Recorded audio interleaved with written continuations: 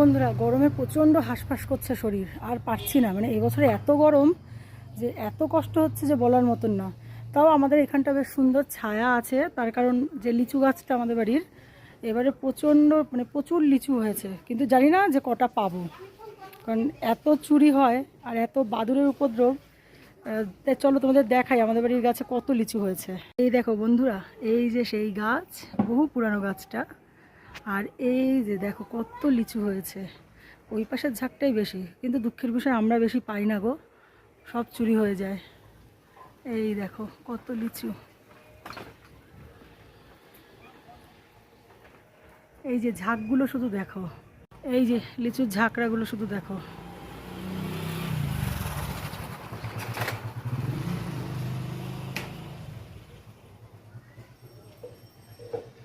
বৃষ্টি হলে এটা আরও পাকবে, আরও মিষ্টি হবে।